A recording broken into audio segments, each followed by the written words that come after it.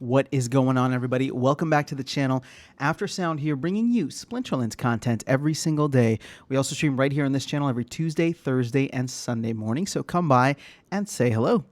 Okay, well, we had a crazy town hall this past Tuesday, and I mean, there's just so much in it that a lot of this stuff deserves probably its own videos. And I know that's the YouTuber thing to do, right? It's put out as many videos as possible, but I'm trying to avoid that as much as I can. So we're going to cover as much as possible in this one video.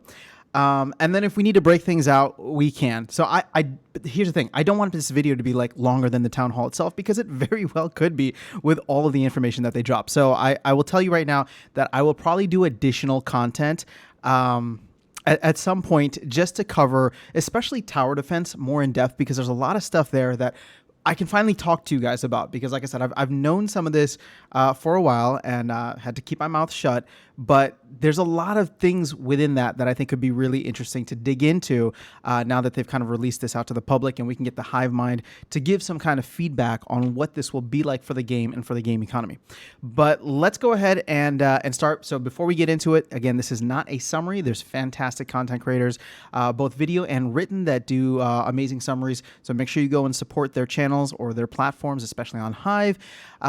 This is just my 5 biggest takeaways. So I got 5 things that caught my attention. Again, there's probably more than 5 things that I should be talking about from here, but as you'll see, I'm trying to break this up into stuff that is not, you know, this isn't the meat, right? This isn't like the Rift Watchers and tower defense. We're going to talk about that, don't worry, but we're going to talk high level about those, and then there's a couple of really interesting things that I wanted to get into. So here is for your visual and my visual, what we're going to talk about. So Rift Watchers.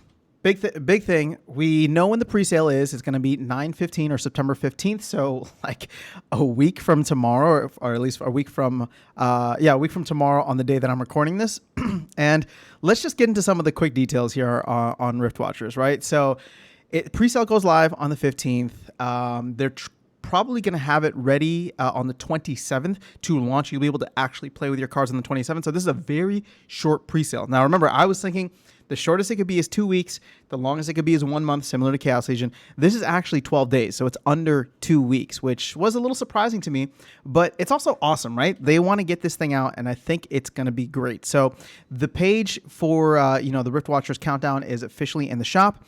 The total packs are going to be 3 million. We knew that. The total price per pack is $5 plus 1 voucher for the entire set. That is the new information there. We knew that there were going to be $5 in SPS, but the 1 voucher, we weren't sure if that was going to be just for the presale. We didn't know if that was going to be, multiple vouchers for the presale and then maybe 1 voucher for the rest, or 0 vouchers for the rest.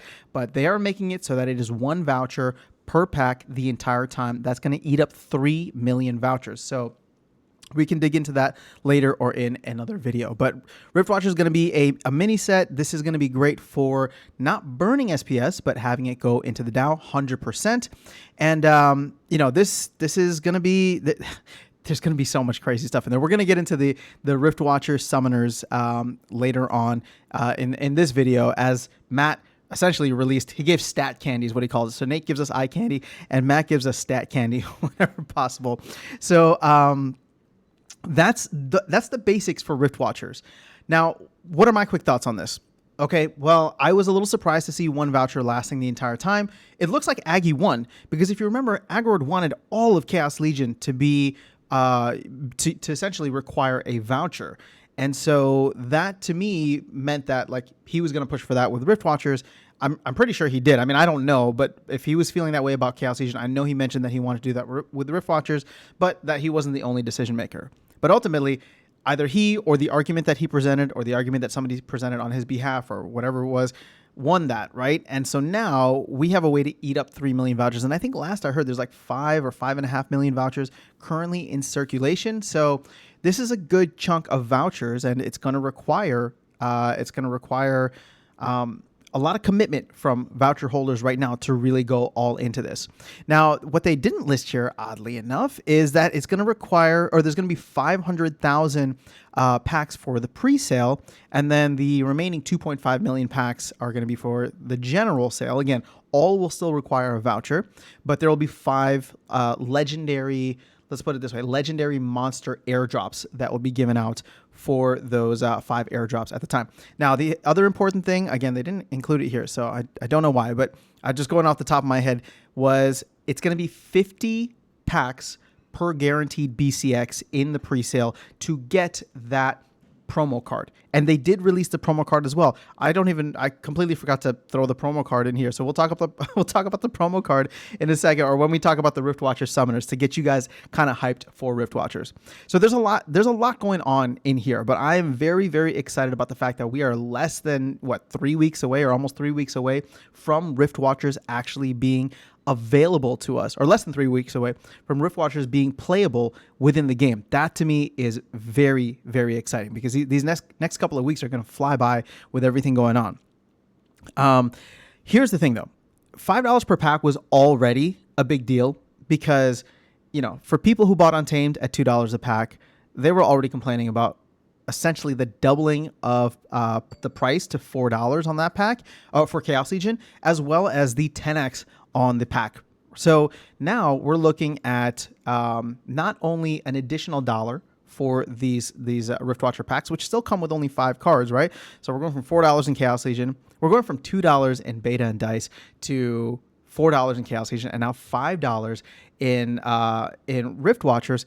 And it's not just $5. It's going to be an additional voucher. And if you think about it, these vouchers, technically the soft floor ceiling, whatever you want to call it, or soft ceiling, I guess, is like $3, right? They're being valued on the market at $3. So if you think about it, this is almost like an $8 pack in many ways, because your opportunity cost of using a voucher here, rather than, let's say, a node right now, or the upcoming tower defense packs, we'll get into that because that's even higher, right? Is $3. So these are almost like $8 packs, similar to tower defense.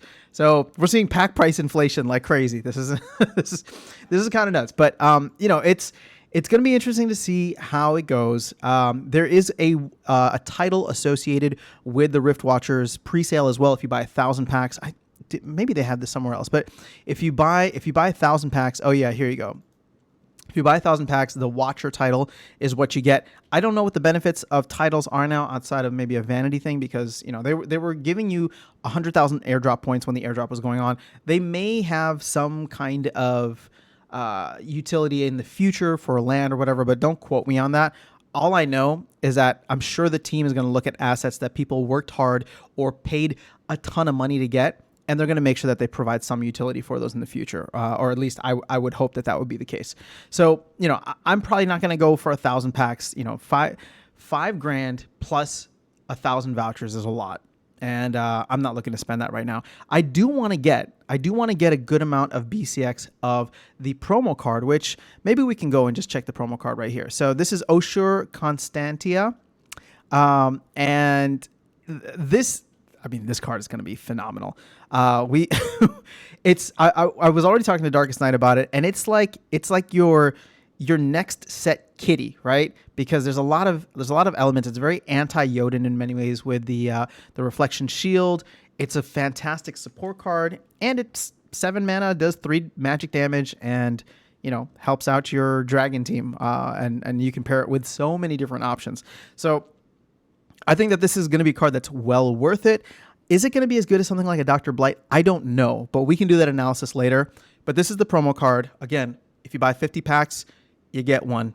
If you buy 1,000 packs, you get a title, and I guess a bunch of these. But for me, my target number, and I don't even know if I'm going to hit it, because I'm feeling a little stingy right now and wanting to skip the FOMO, but the target number would be 550 packs for me, right? And why 550? Because that's 11 BCX guaranteed of the promo card, and that would allow me a maxed copy while getting a good amount of packs. And then what I do with those packs, whether I open them, sell them on the secondary market, whatever the case is, I haven't decided yet, because I'm still maxing out Chaos Legion, so I don't want to dive into yet another set here if I haven't even maxed out the other one.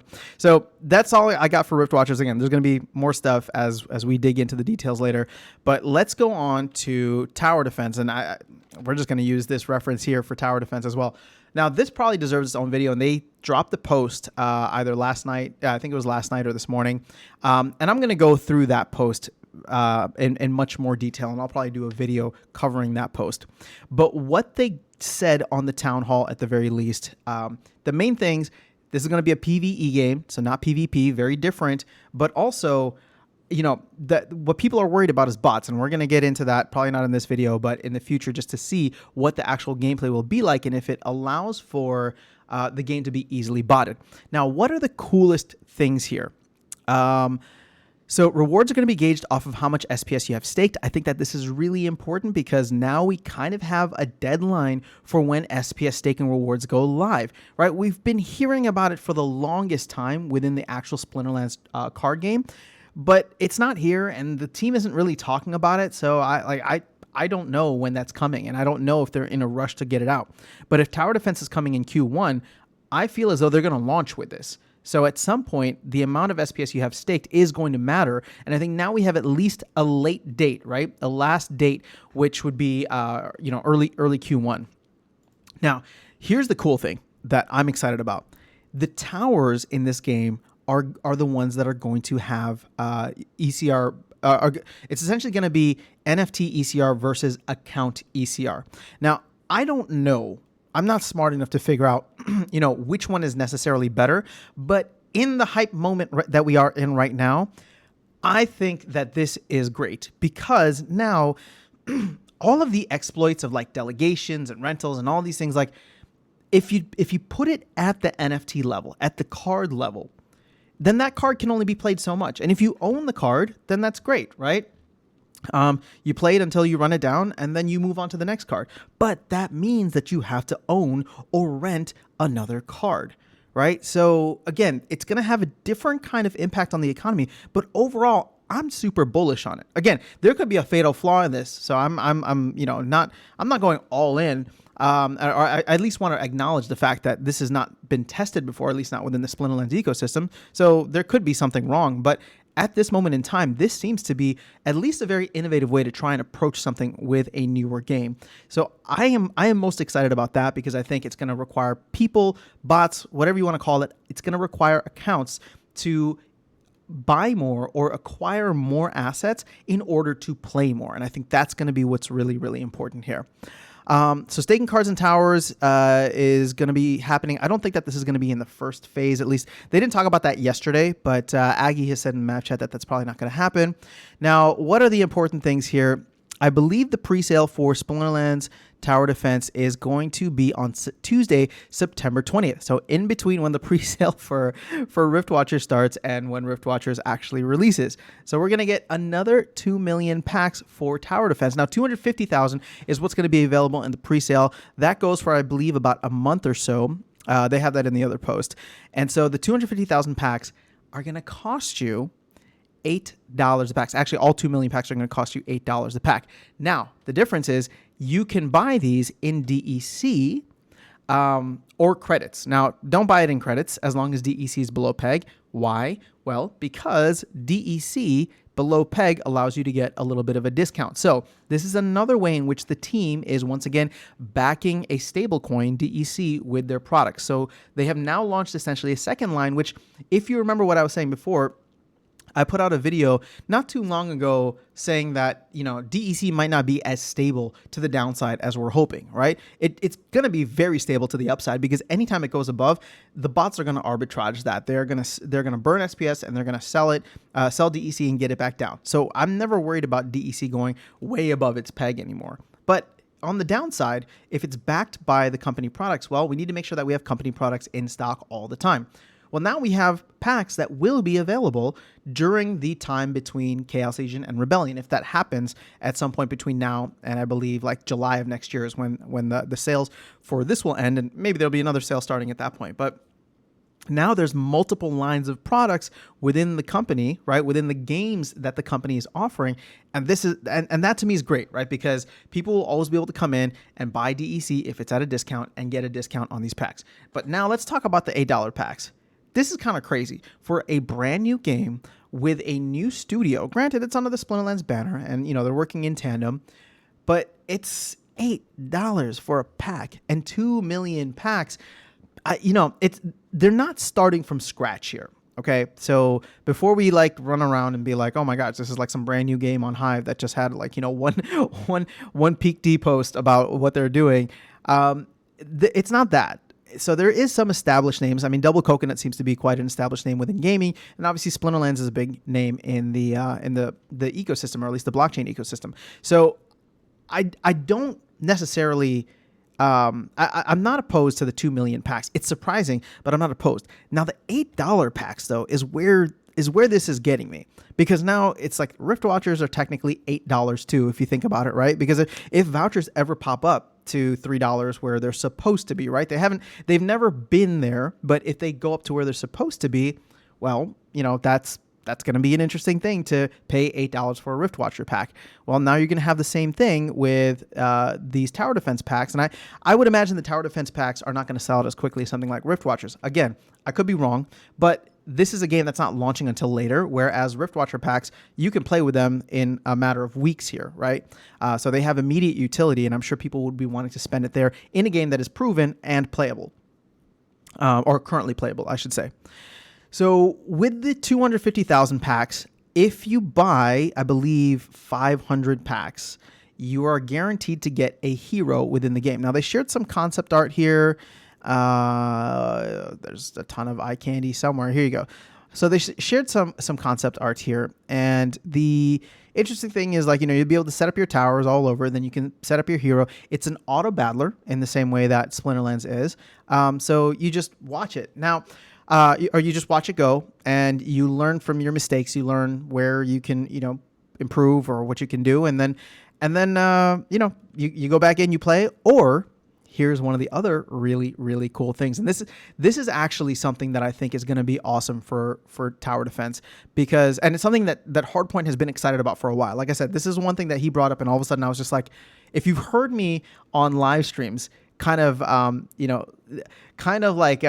just talk about how I think tower defense is going to be one of the most fun games to stream, or at least potentially more fun than Splinterlands. It's because of this factor, the kind of deal or no deal aspect, or, who wants to be a millionaire aspect. It's just like you get through a wave, and then you get to decide, do I want to take my money and run, or do I want to try and earn more? And I think that aspect with the community involvement. I mean, how many people are going to be on here like doing polls, like running polls with their audiences, or maybe doing bets with their audiences, right? Like I bet you to do another one, and if you win it, then all of a sudden the audience is like sending them stuff too if they win it, right? Like, it's gonna be a lot of fun to stream, and if they can stick the landing on this game and get it out in a timely manner and with decent gameplay and implementation, I think that this could be huge, like really, really huge. Now, I'm not saying that in a buy packs now because these $8 packs are going to 15x later in the future. That'd be kind of insane. That's not what I'm getting at. What I'm getting at is the fact that it could be huge in the sense that it could draw in a much wider audience that actually doesn't even care about playing the game, because I think the gameplay and the deal or no deal, that's what I'm going to call it, the deal or no deal element to it could be so entertaining to watch, especially if the streamers are really, really good about it. I mean, how many people were watching Deal or No Deal or Who Wants to Be a Millionaire? They weren't making any money. They weren't playing any games. They were watching other people do it. But the way that it was presented was in such a way that it was really, really entertaining. So again, I think that this could be done in a very entertaining way. And since it's not PvP, right, it's PvE, there's this element where everybody's kind of together, right? We're all just trying to battle we're all just trying to battle the big bot as much as we can and take from them as much as we can. So I'm really excited about this game and what is to come of it. It's just it's coming later. And like I said, I'll get into more of the details when I go through the post, but I'm just excited about it. So we're already at like 20 minutes here. So let me go and jump into the rest of this. So here's an element that I think is really important. So DEC is going to be burned in tower defense, not for pack sales, but there's going to be other elements within DEC. Now, something that Hardpoint has been really excited about, both in internal meetings and now finally he said it on the town hall, is that there's going to be a lot of soul-bound elements within tower defense. And so in order to progress in the game, you actually need to play the game, which I think is going to be great for people who actually love playing games. You can't just come in like Splinterlands, buy a champion deck because you have boatloads of money, and then start playing at the highest levels. You have to work your way up. Sure, you can go in, you can buy a bunch of towers, you can start leveling them up, but there will be certain elements, or as he calls them, ingredients in the game that you will need to go and purchase, right? Or sorry, need to go and win. But there will be these rotating purchases where people can come in and buy these ingredients at certain times. And from my understanding, not Aggro, but Hardpoint said it's going to be like a rotating store. So it's not like everybody can just go in and buy. Think about something like your Fortnite or your other like top games where it's just like, oh, this item is in the store for the next 24 hours, or this item's in the store for the next week, right? It might not be available when you first come in, but when you do go and buy it, then you're paying DEC and you're paying potentially vouchers. But the focus for this point specifically is this becomes another DEC burn mechanism and another DEC sink, which makes me really excited about where we're headed because, again, I don't know when we'll make it back to PEG since there's still a ton of DEC out there, and any DEC that we spend on Chaos Legion packs or on tower defense packs are still going to be considered company revenue. It's not being burned. But on everything else in the future, right, whether it's guilds for the original Splinterlands, land potentially later, and now in tower defense, some of these other elements that they offer, this is going to be another huge DEC sink. And keep in mind, once we get to PEG with DEC, if the player base explodes, actually the player base doesn't even need to explode. If the demand for DEC increases and there's not enough in the system, and 70 million being pumped in through liquidity provider rewards is not enough, right? Like at a certain point, we may get there. Like we may get there where 70 million DEC inflation every month is not enough, and new players coming in need that DEC. Therefore, they're buying it off the market, and we're burning more SPS. So I'm really excited about where SPS could potentially go from this. But again, we're not talking token prices or value here. I'm just saying that I like the mechanics of what they're doing with this whole burn SPS for DEC, because now any DEC utility that's given to the token immediately translates to SPS. So this is a really, really great thing for me.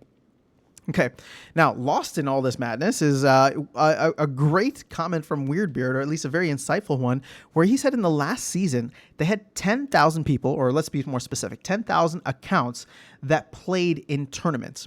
Now, why did this pop out to me? Well, it's because we talk about real players or active players on a very regular basis, right? And I would say that people entering tournaments are probably going to be real players. I don't know if it's easy to bot tournaments. And if it was easy to bot tournaments, I feel like we'd be seeing tens of thousands of bots in tournaments already. So if we look at this proxy, right, of 10,000 people who are actively playing the game regularly, I think that's, I don't know if you consider that good or bad, and maybe I'll throw this out as like a question for the comments section, right? Is 10,000 people a high or low number in your opinion? But what it tells me is that information, combined with the fact that Aggro said recently that I think about 41,000 people or 41,000 accounts have bought Chaos Legion packs, it's starting to paint a better picture, a bigger picture of how many real players are. Now I'm gonna get a little bearish on, I don't even know if it's bearish, but I want to throw out a number here that I think is actually much closer to the real deal. I've been saying that we may have 50,000 real players or whatever the case is.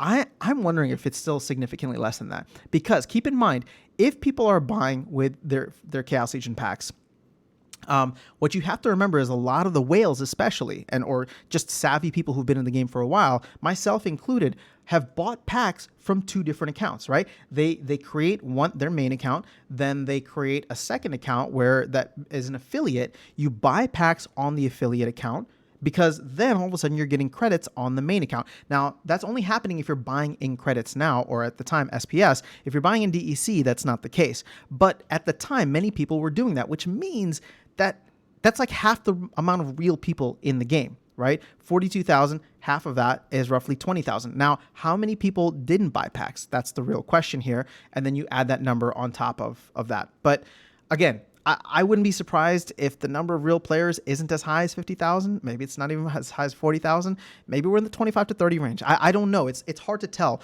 But when I look at the The town hall is getting like 300 people. When I look at the videos getting the views that they're getting, I think the game is still relatively small, and there's nothing wrong with that, right? Like let's not hate on it just because it's small, right? There is a very solid foundation here that I think could be built on. And if you think about it, 20,000, 30,000, even 40,000 people is still like, X's above where the game was 18 months ago. So to me, that's still phenomenal growth that happened during the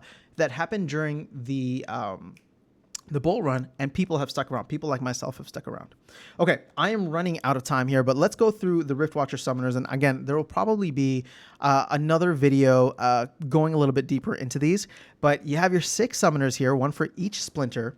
Now, I gotta say, I'm a big fan of Fernheart. This gives so much utility to cards like Eyes of the Fanged, Venari Seedsmith, and it's kind of like your modern Prince Renin. So this is probably going to be one of my favorite cards.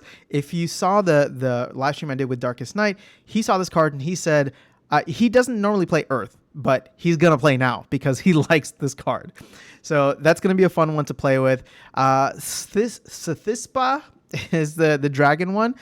I like this, although it does devalue Void Dragon a little bit. The thing is, if you're going to be in matches where you're up against, heavy magic, I think this offers, in specific rule sets, this offers a lot of value, especially if you can get some crazy speed going on in your dragon deck. And keep in mind, your dragon deck is playable across all splinters, and there are fast monsters across all of them. And then if you're able to pair them up with some of the power in Dragon 2, I like it a lot, actually.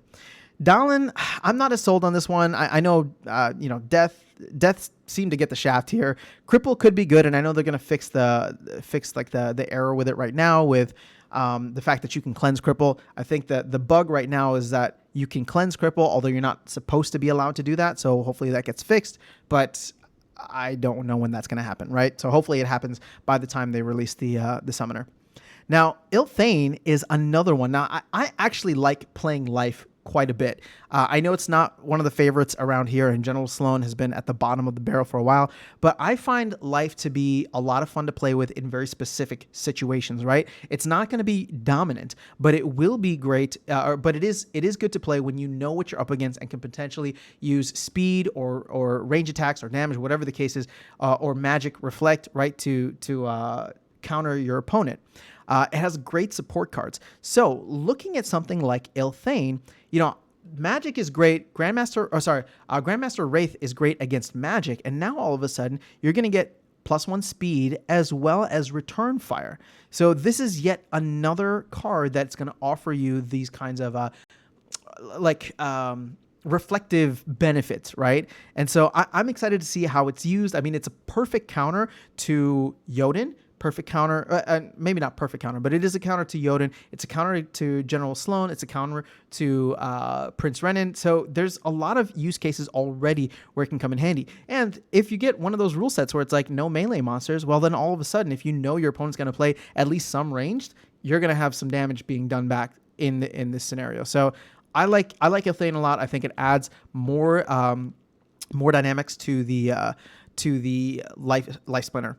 Now, Aquatis is probably, I don't know if it's my favorite, but it's definitely the most interesting to me. Now, backfire with the monsters that are on that team or in that splinter. I'm immediately thinking of someone like a Pelacor Bandit. I'm thinking of someone like Jin O'Shaughnessy, right, who's fast as well as has phase, right? So phase counts for backfire because, I mean, you could pump up the jam on your speed in the monsters, on your speed, on your monsters, on your team. God, that was a lot to say.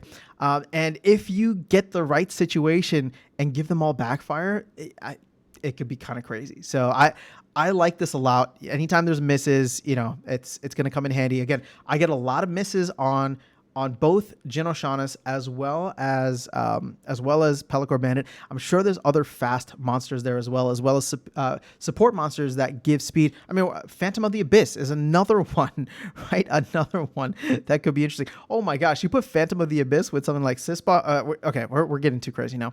But Aquatis is going to be a lot of fun to play with. Last one is Skargor. I think Enrage is perfect for the Red Splinter, the Fire Splinter. There's just a lot of really chunky, powerful monsters on that team that I could think could benefit from this. I don't know if it's going to be overpowered, and I think it might be very situation specific. Although Enrage isn't necessarily the only situation that comes to mind off the top of my head is like, you know, all melee, for example, because you really get the benefits of melee there. But the Fire Splinter does have the monsters to back that up. So I'm excited about Skargor. It's not my favorite necessarily. I think, you know, actually, I don't know if I have a favorite. Maybe Aquatis is my favorite, but across all of these, you know, we'll do deeper dives, and we might even do, if you guys want, let me know, because I you know me, I like to pump content out, but I like to pump content around stuff that is hopefully relevant for you guys. So if you want, you know, a video where we go into more depth and detail into how you compare these summoners with certain monsters or different combos, I'm happy to do that, because I'm going to be doing that on my own. But if you want me to hit record while I'm doing that, I can definitely do it. So let me know in the comments below. I have to run, so we're going to leave this here.